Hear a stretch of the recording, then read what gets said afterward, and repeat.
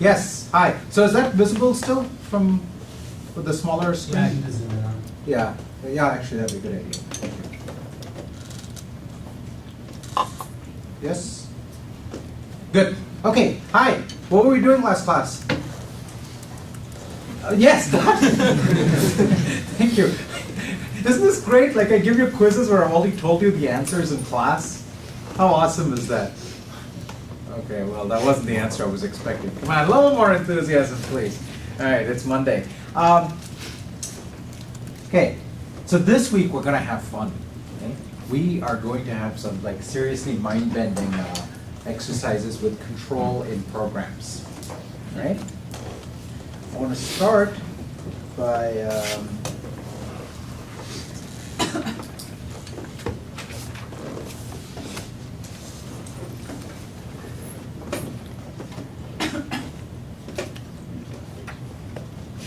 oh, that didn't actually make anything bigger. Okay, that's okay. All right. Today I want to start by talking about generators. Has anyone here programmed with generators before? You're aware of the existence of these things? No. Interesting. I thought you're all like Python hackers. No? I'm totally been misled about today's generators. They have, right? Because they use for in loops. And Yeah, but they just don't realize that they're generators. Okay. So here's the canonical example of a generator. I'm going to do sort of simple examples, even though we could do some very interesting examples. If we have time by the end of this week, we'll use generator-like things to, depending on how much time we have, we might write something like a thread scheduler or something like that. Okay? We'll start with like simple canonical examples that you'll find right off the internet. Okay? So a generator in Python looks like a function. You define it the way you define any function in Python. Okay? So here's f. This is, you probably want this a little more readable, don't you? How do I? Now I don't know how to even get out of this. F11 would be my guess. F11, yeah, probably. Nope. Okay, can you read? Yeah. Yeah, let's pretend you can read. Okay, good. All right. So let's start. I beg your pardon? Probably can't show up on the video though. Yeah. It's called space bar. Control Alt. Oh, that's a good idea. Nope. Good idea, but no cigar. Okay. Alt space bar. I have an idea. Hold on. Let me start up a new shell. As you can tell, I believe in garbage collection. Just create some garbage sitting around there. I also can't take information. Okay. And let's go there. And something here will have Change settings. Full screen? change No. settings. No, That's the that's one I'm not looking for. Thank you. Appearance and font. Somewhere here's font. There we Yeah, go. there we go. Change to. So how about something in 16? 16 sounds good. Okay. Apply. There we go. How's that? Good. Okay. All right. So a generator looks just like a function. Okay. So I'm going to define like some value. Let's say n is equal to 0. While n is greater than or equal to 0. Okay. So I'm setting myself up for an infinite loop. Okay. And if I just said n equals n plus 1, and that was the end of my function, this would have been a very good way to achieve absolutely nothing. Right? Because the moment I try to use this function, it's going to go off and not return. Yes? So far so good? Right. Except, it turns out there's this amazing thing I can type, which is called yield. Okay? And all of today's lecture is basically trying to understand what this one word does. And so I can say n plus equals 1, and I'm done. So here's f, it's a function. And so I can say g is equal to f. Right? What happens when I call f with no arguments? Well, first I'm going to assign n to 0, and then what? And then it's going to return 0. Well, no, it's going to start the loop. So it's going to start the loop. And now it's going to get to a yield, right? So the important thing is this did not go into an infinite loop, right? If I had not had the yield in there, this obviously would have gone into an infinite loop. I have the yield in there, didn't go into an infinite loop. So something interesting is happening with the yield, right? Which is no surprise, or else I wouldn't be standing here talking about it, right? You might even start to guess what interesting thing is happening given what section of the class we're in the middle of. Okay? So now I can say g.next. It says 0. The next value from the generator is 0. The next value is 1. The next value is 2. Okay? So this is the thing we are going to study today, right? This thing called a generator. Does this look like anything you've seen before? Yeah. Sort of like when we were like writing objects as lambdas and closing over them every time we existed, up one. Yeah, it does a little bit, except the thing about any procedure is you start at the top and you keep running through to the end, and then you start at the top and you run through the end, and you start at the top and you run through to the end, and so something a little different's happening here. Yeah? I was gonna say something. Okay. It's like an iterator. Yeah, so we're not quite sure what iterators are, right? No big words. So an iterator is like a generator, it's kind of like a coroutine, it's kind of like a continuation. We don't know what any of those things are. But yes, yes. But from Java, you know what iterators are. It's kind of like an iterator. In fact, there's a deep underlying similarity that I'm trying to get to this week. Yes?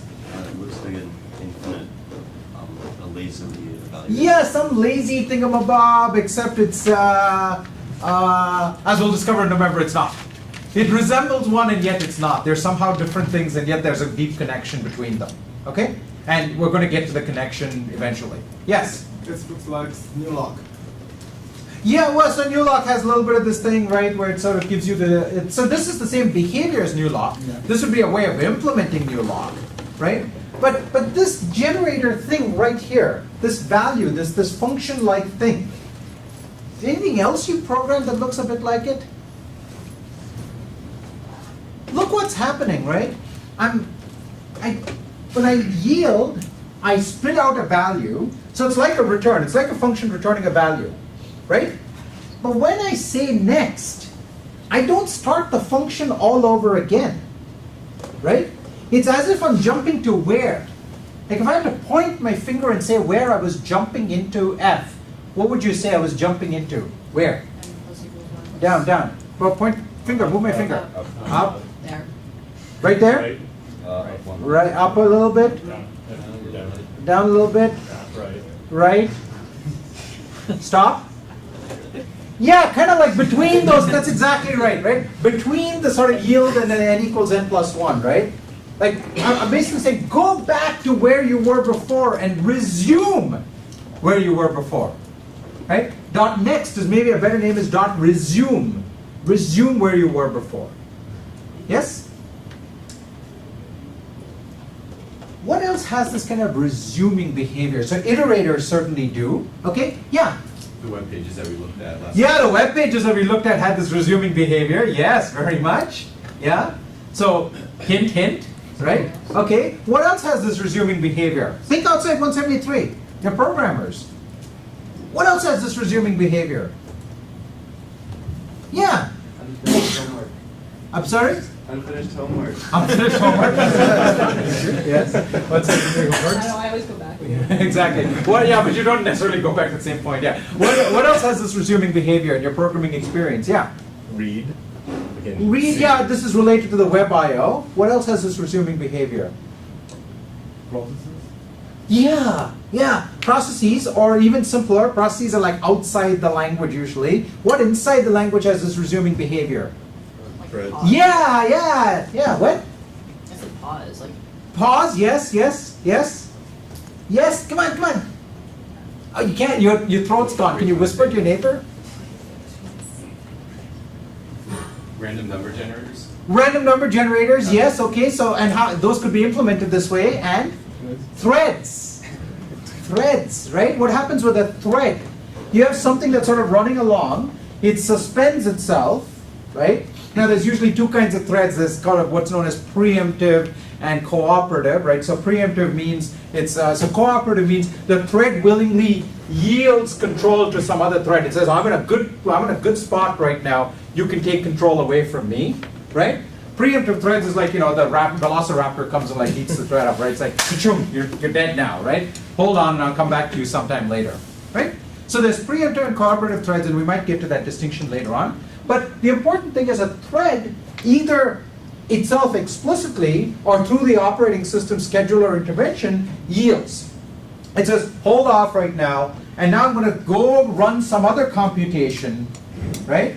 And when I'm ready for you, I'll come back and resume you, which is like calling next, and then you have to pick up right where you left off. Right? You don't start the thread all over again from the beginning. That's the critical thing. You continue right where you left off. Make sense? Yes? Okay. So, that's telling you that there's something that's quite deeply similar between generators, threads, iterators, and these things called coroutines that you haven't really studied, that you probably haven't heard of. Okay? They're all actually basically the same thing.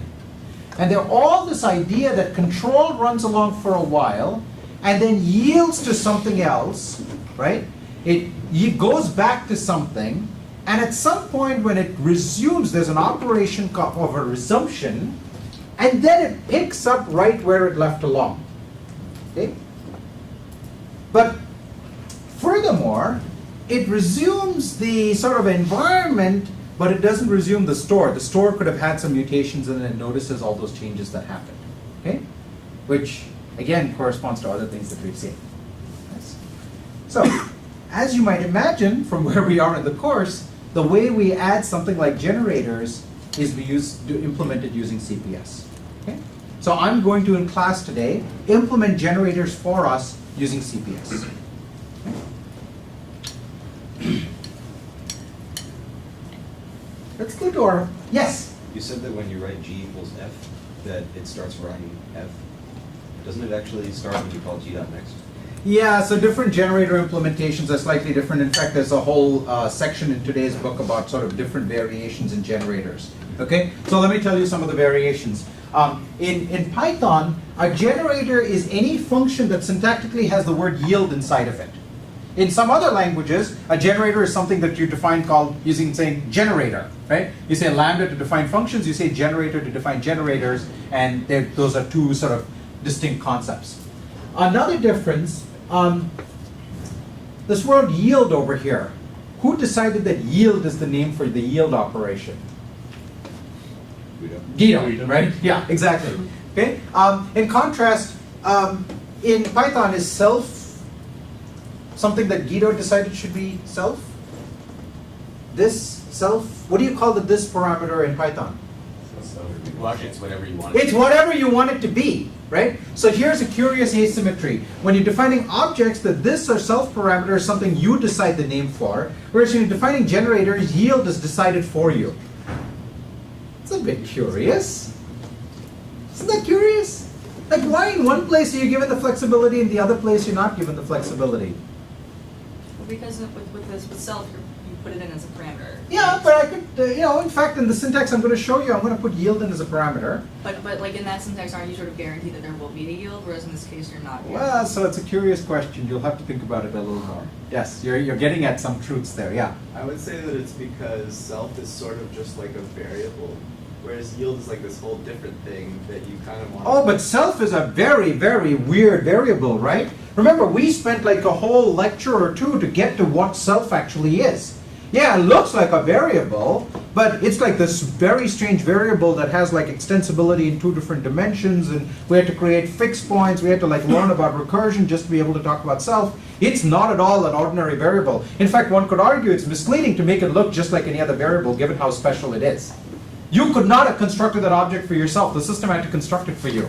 You can't construct a yielder for yourself either. The system has to construct it for you. No, the analogy doesn't quite work. Yeah? So, in fact, it's for a very, very subtle reason, and maybe we'll get to it at the end of class today.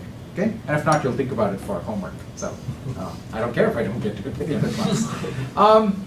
Another related distinction is what is that yield thing there? is it actually a function that you're applying to an argument? Or is it just a keyword that has some very special significance to the language? Okay? So in some languages, the yielder is just a function. And it's a function that you can pass around like any other function. So in Racket, for example, when you define a generator, the yielder is just a function, and you can abstract over that function as much as you want. In Python, it's not a function at all. Okay? And the homework is going to ask you to think about that. Okay, so now let's think about how these are implemented. Okay?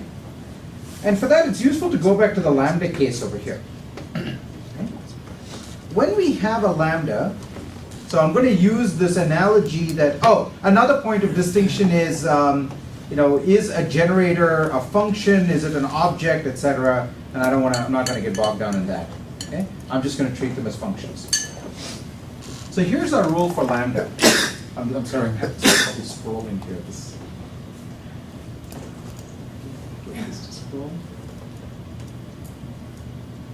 Good. Okay. So here's lambda, and we have a guard that makes sure that we really have an identifier. Everything's a lambda k, right?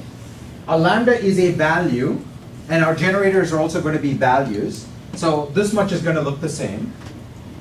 And now the actual lambda, the CPS version of the lambda, has two arguments. And why does it have two arguments?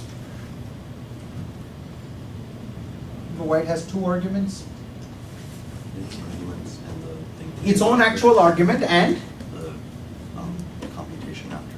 the computation that's expecting the value of the application, right? Remember, this is the critical thing. The k over here is the continuation at the point of creating the lambda. The dying k over here is the continuation at the point of using the lambda.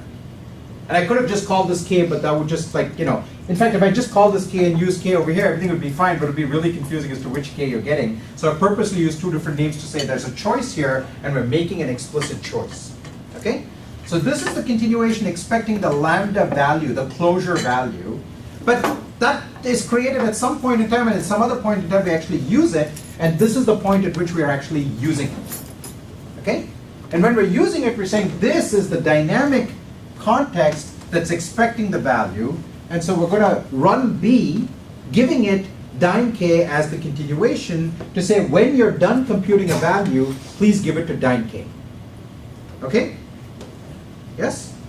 Okay. Now, let's look at this from the point of view of a generator. Dyn k represents what? It represents the thing that is invoking the generator, right? So it is the context that calls next. Every time I call next, I'm going to go back to this point over here, right? I'm going to invoke next with some parameter. As you may know in Python, you can actually pass a parameter, and so yield is actually something that can return a value, right? So you can use the value that yield provided. So I'm going to call this, and let's just say it's got one parameter, and I give it a dyn k. The dyn k is the point at which I called next. Okay? What do we want to do with that point in the program? We have three choices. We can use it right away, we can ignore it, or we can hold on to it. So what happens when we go into the generator? Here's where we are, right? So we go into the generator. Okay? When we say next, we jump, as you pointed out, right here. Okay? What is the continuation of that computation? What am I trying to do next? I'm trying to do what?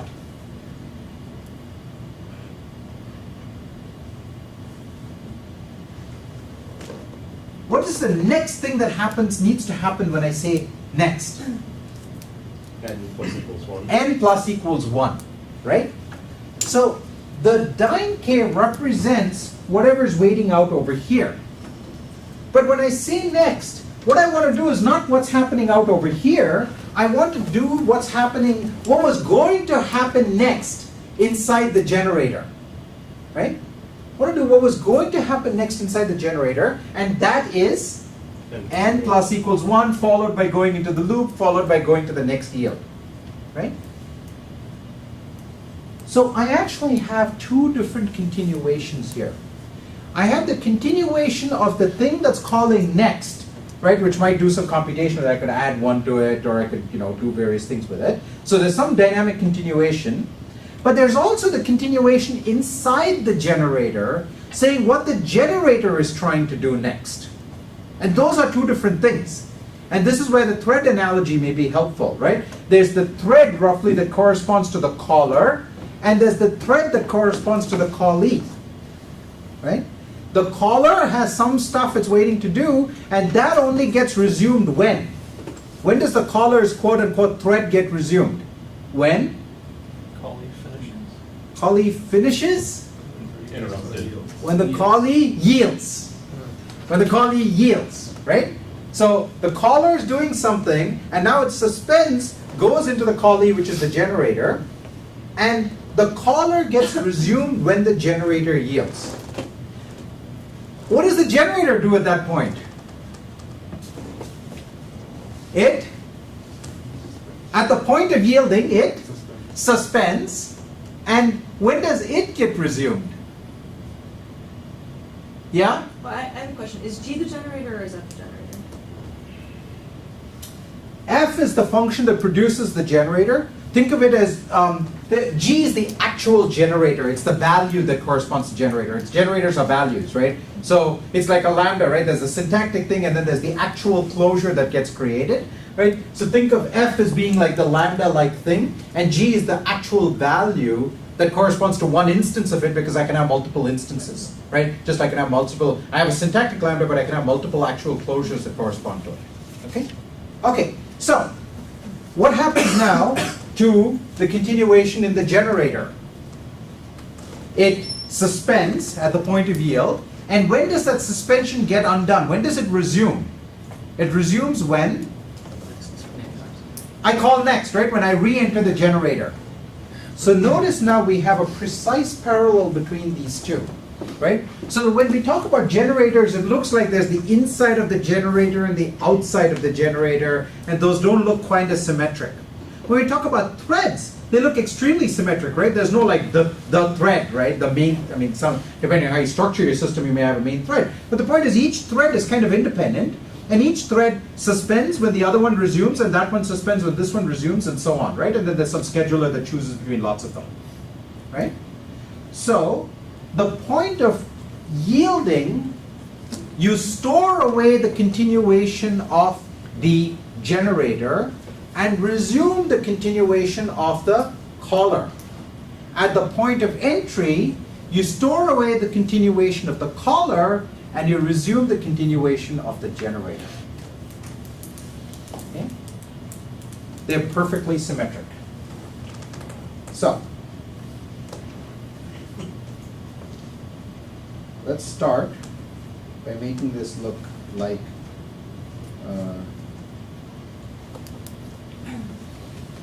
generator. Okay.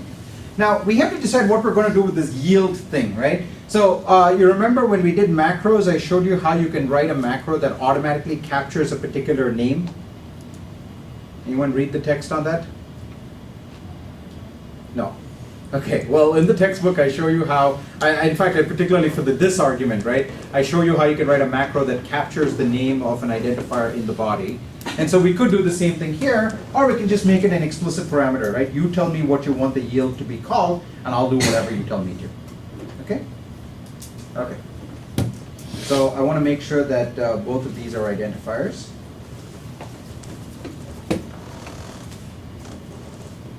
Okay? That's just my syntactic card. Okay?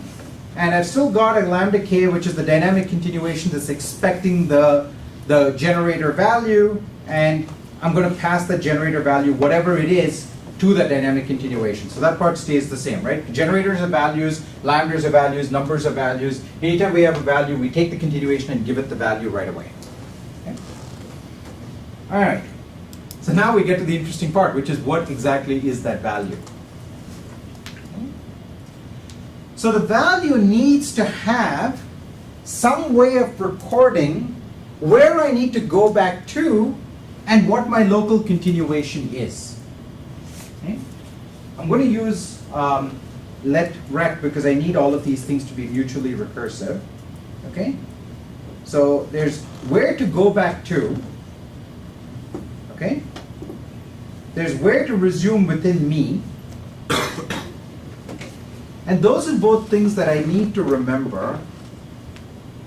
One needs to get remembered while the other one gets resumed. The other one needs to get remembered while the first one gets resumed. Okay? And let's see if we need any other pieces later on.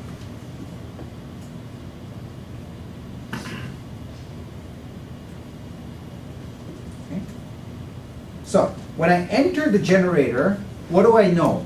I have dyne k, which represents what? That's the continuation of the Caller. caller, which is? It's the thing that said next, right? It's whatever said next. It's the thing that says resume the generator, right? So something that said next. So I'm going to set bang resumer to be dyne k, right?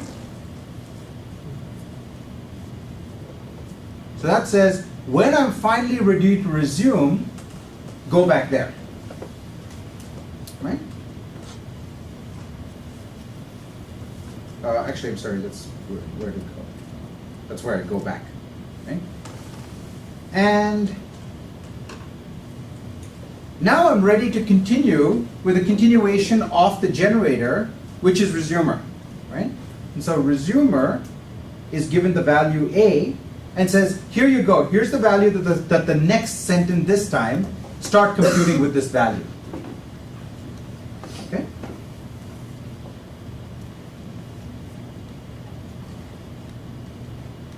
So, on entry, I need to remember what the outside context was doing, because eventually I'm going to have to yield and go back there. Okay? And then I have my local continuation, which is how I'm going to resume the computation inside the generator, or inside the thread, or inside the coroutine. They're all basically the same thing. Okay? So remember where you need to go back to, and then resume where you are right now. What part are we not yet using? Just looking at the syntax. There's something important that we haven't yet used. B, yeah. What is B? What is B? Body of the generator. It's the body of the generator, right? So we've lost our body of the generator. Yeah. Sorry, we haven't defined resumer yet. Oh no, we haven't. Absolutely not. Yeah. Yeah. We need to make sure that. Yeah. Absolutely. So we haven't used B. We haven't defined resumer. Where to go is actually kind of easy, right? What is the initial value of where to go? What is the initial value? Beginning of the program? Well, before I've even started running the resumer, do I know where to return to? I mean, you could either take like K, or even better, you could just say, it's an error. You haven't yet invoked me, right? So initially, this is just an error.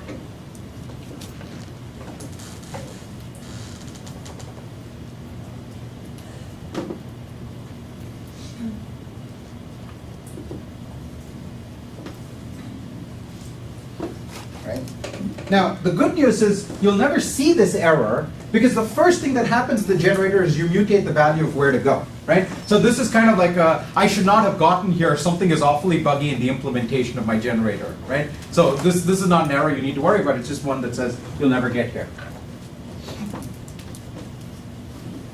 What does resumer look like initially?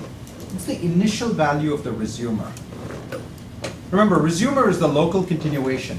What is the initial local continuation? A is a value. A is the value that I'm supplying to the generator. What is the initial local continuation? Initially, what's left to be done in the generator? The body. B. What is B? B is the body of the generator, right? So initially, what's left to be done in the generator? It's everything. What is everything? Everything is its body, right? B, right? But now remember, we can't just say B. We have to put the CPS of B, right? So resumer is going to take a value, right? Which is, in this case, it's A because that's what B is referring to, right? Well, we'll get back to this. Let's just call it B for now, okay? So we're going to CPS body. What is the, so I have to give it a continuation here. What is the continuation of the entire body? So when I'm done with the complete body of the generator, right? So my generator has run to exhaustion. So notice in the generator that I wrote over here, does this generator ever finish? I mean, I don't know the entire details of Python's arithmetic, but I presume it will just like loop around to some negative number or something like that, or keep growing, whatever it is, right? But this generator is designed to never finish. So there's nothing that says a generator has to produce an infinite number of values, right? A generator could produce a finite number of values and then stop yielding. What is the continuation when the body is done generating values? Which in the Python example will never occur. But what is the continuation when the generator is done yielding values? What should it do next when it has nothing left to do? Return an error. Sorry? Return an error. Yeah, it could just raise an error, right? So in fact, that's what Python does, and that's what generators in many languages do. They just raise some sort of exception saying, I'm done yielding values. I have no more values to yield. Okay? So this one is an error that says generator, and I'm done, right? I've fallen through the bottom of the generator. Now this is an error that actually can happen, right? If you call the generator more times than it has the ability to yield, it'll just say, sorry, I have no more exception. What's it called? Like stop exception? Stop iteration exception. Stop iteration exception, thank you. Okay? So this is the stop iteration exception. Okay? Okay. What's still missing? It's kind of subtle. Well, A is being used over here, right? A is the initial value and the resume. Yield. What was that? Yield. Yield. What's yield? We haven't defined yield here, right? Okay, here's a really subtle question. Where in the body of macro is yield being used? Yeah. B. Yeah.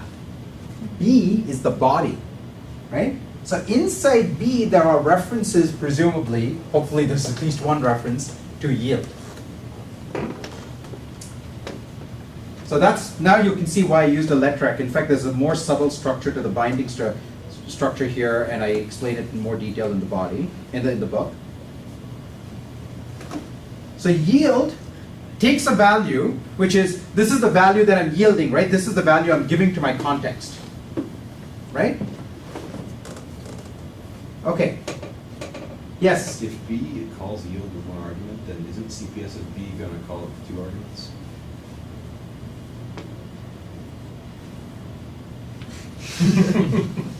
Somebody's paying too much attention. Okay, so I could call it K, but I don't want to call it K. I'd like to give it a more descriptive name than K.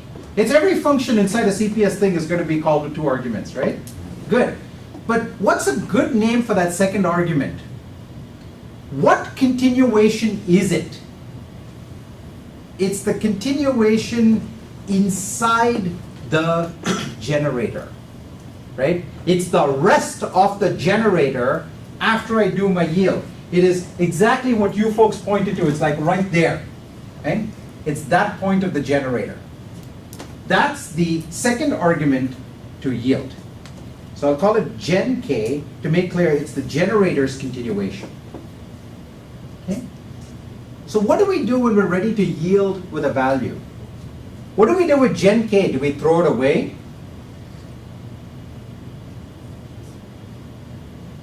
Do we stash it somewhere? Yeah. Set resumer. That's what resumer is, right? Resumer is gen K. So we set bang resumer to be gen K. Okay? And now what are we ready to do? We have our value that we want to yield. Who do we want to yield the value to? It's whoever called next, right? Which continuation represents the act of calling next? W2G. Somebody back there? W2G. W2G, where to go, right? So where to go takes V as its parameter, right? So where to go is the continuation that called next, right? The continuation of the call to next. So where to go is waiting for a value from the generator. When we yield, right, somewhere in this body we're going to call yield. We call yield with one argument. Since we CPS'd everything now takes two arguments. Okay? So we're going to give that argument there. Gen K is going to be supplied automatically by CPS. It's the continuation of the generator, right? So V is now going to be sent to the thing that called next as the value returned yielded by the generator. And meanwhile, we're going to remember where we came from.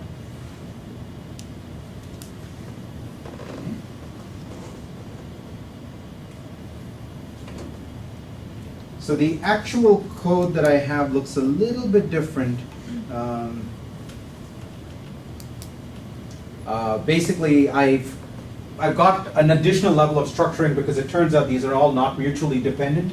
Where to go? So resumer depends. This B depends on yield. Okay, yield clearly depends on resumer. Both of them refer to where to go, but where to go doesn't defer to either of them, and therefore I have a slightly richer structure in the code. Okay? But this is the essence of a generator. I've even written some test cases. Okay? So here's some test cases.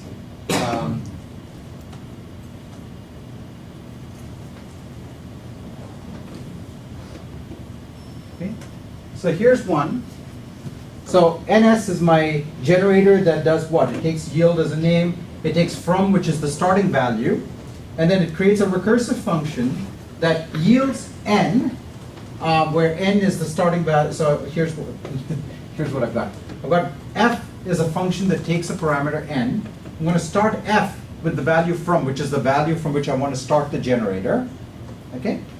And what am I going to do? I'm going to yield whatever the current value of N is. I'm going to go recursively back into F with N plus 1. Okay? So this is basically the same as the Python generator we had, except I've got an initial value, so I could say start generating from this value. And you can do the same thing in Python. I could have defined F to take a parameter. Okay? So instead of setting N to be 0, I would have said F of N. Okay? And I'm going to start these generators from 0. And the first time I yield it, I'm just going to get the value 0 back. Okay? Now this is the same one. I'm calling NS on 0 the first time. The second time I call it, I'm just calling it with a random value because the generator is ignoring the value that came back from yield, right? So it's just like the Python generator, even if you're given a parameter to the next, it was just going to ignore it. It doesn't do anything with that value, okay? So no matter what value I call it with the second time, it's just going to give me the next value of the generator, which in this case, the first value is 0, the second value is 1. Okay?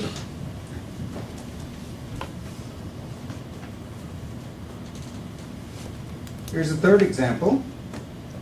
This one's the same thing. Again, if I call it 3 times, I'm going to get 0, 1, and then 2, and it doesn't matter what value I supply it with because it's ignoring it. Okay? Now here is one where I have a generator that takes some parameter and it yields it, and it doesn't yield anything more, right? It yields only one time.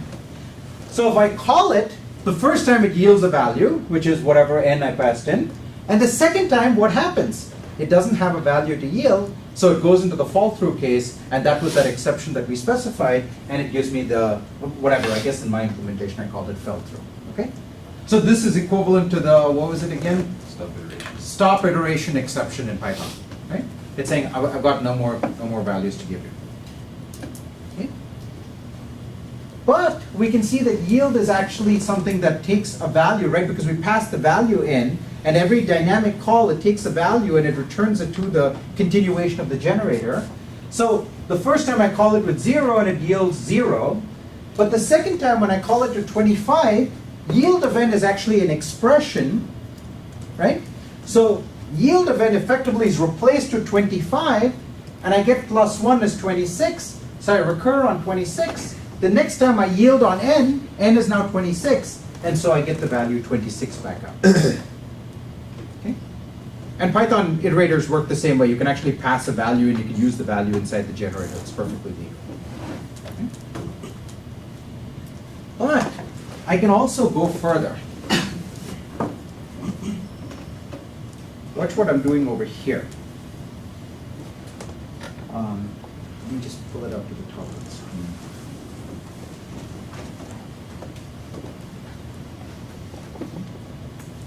Everything looks exactly the same as what I had before, except I've created myself an abstraction, right? This yield helper that takes the yielder as a parameter and it's kind of gratuitous, right? It doesn't actually do anything interesting. It just takes the yielder, takes a value, and then yields on that value.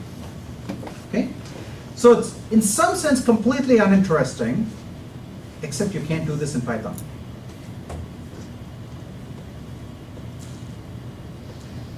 Yeah. So you can like map yield over a list. Yeah, so this lets you map yield exactly what it does, right? Because yield is just a value, it's just a functional value, it's an applicable value, it's something that can go in an application position. But I can abstract over it, I can store it in a data structure, but I can also pass it out to some other function, and, well, I can do whatever I can do with function type things, right? So I could have a list that generates something, and I can map yield over that list as I go along, right? But I can't do this in Python. I can't send the yielder outside a function in Python.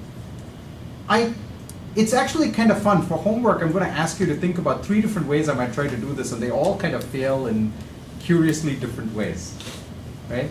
One thing I can do is I can just try passing yield, just like this. I can pass yield as a parameter. What happens when I do that in Python? Any ideas? Well, try it out, okay? It doesn't work. It actually fails with a syntax error. The other thing I can do is I can try to create a lambda. That gives you a different kind of error. Third thing I can do is I can create a little nested function, a named function, and that produces some other interesting behavior. Okay? And for homework, for the quiz, I'm going to ask you to think about these by trying them out and see if you can figure out exactly what Python is doing. There's a separate question of what is Python doing and why is it doing it? Okay? So these are all perfectly legitimate, and in Racket, for example, if you use generators, all of these things work out just fine. Okay? The corresponding programs in Python don't quite work out, and really your quiz is trying to figure out why they don't work out. Well, the homework is trying to figure out why they don't work out. The quiz is trying to figure out what they do. Okay? Good. That's generators. The notes are all online already. I've already pushed the textbook, so you can read the notes and figure out what's going on. Question for you folks. So we sort of lured you into class by saying, oh, hey, we're going to have Python working by the end of the semester. We could still do that. We could also go easier on you. So since I've made a promise, and at least some of you are in this class because you want to figure out Python, I'm not going to back off on the Python part, but we get to decide what Python is. Right? There's the whole language, which we said, like those of you who are like going for extra credit can do this is like the 169 version of 173, right? You get literally like all of Python. What we've already done is define a subset of Python, so you're doing less than, you're doing a core of Python, which actually is not that different from Parseltongue. Okay? So Parseltongue was kind of designed, as you saw, for example, this homework talks about Pythonic scope, right? So we're starting to get you to think about some of the weirdness of scope in these languages. But we could make an even smaller core of Python, and so give you like 2 cores. There's like the core, and then there's like the core, which is even smaller. And like those going for, say, a B can just go for the core, and then those who want to go for the A go for the core, and then those who want to go for glory go for the whole thing. Would that be appealing? Would you like a smaller core of Python? Yes? Okay, everyone, here's how I'm going to do the survey. Everyone close your eyes, so I don't want you to know what your classmates are thinking, and I don't want you to be biased by your classmates. So you have to really close your eyes, okay? And you have to be genuine about this. Be honest, okay? You don't have to close your eyes, huh? You closing your eyes? Broadcast to the internet? No, but they can't see who you are. Right? So close your eyes. Okay? Jeremy, you should close your eyes. Close your eyes. Promise to close your eyes. And now, how many of you would like to see a smaller core of Python defined? Raise your hands. Keep your hands raised, please. Okay? Put your hands down. Okay, now you can open your eyes. Okay, vast majority. Not everyone, but vast majority. And so that's good enough. We'll define a core. So those of you who still want to go for the whole thing, you're still welcome to. We're going to give you all of the pieces, but we will define a smaller core for you. Okay? Good. Other questions about any of this material? Any comments about class? We have 2 minutes if you want to make any comments about stuff. Yeah. So I've been a bit confused by sort of the types that we're going through. Like, we're Yes. doing so like the CPS and the lambda case, seems like switching everything around. Yeah. What's going on there? Good question. I don't want to get into it right now because I'm not sure I can do it justice right now. We'll actually get to types when we talk about continuations, and we'll learn some interesting things about the types at that point. Okay? In fact, well, this isn't going to run because I've got, okay. That's the type we're heading towards. And hopefully we will even understand why that's the type we're heading towards. Okay? Yes? What happens if the generator returns a reference to yield? And then you call it, Try that in Racket and try that in Python. Yeah. Yeah. Try. Good luck with all of that. Yeah. The question is, how are you going to construct the reference? do I just yield? Well, try it out. Here, let's try this, okay? Def f, okay, and is equal to 0. So screw that, I'll just Sure, say that's a yield of syntax yield, error. right? But surely there's a way of getting around syntax errors, right? I mean, you know how to enclose things in lambdas, how to enclose things in funds, defs. Go for it. Yeah. Okay. Good. All right. So you'll have fun with the homework today, with the quiz for today.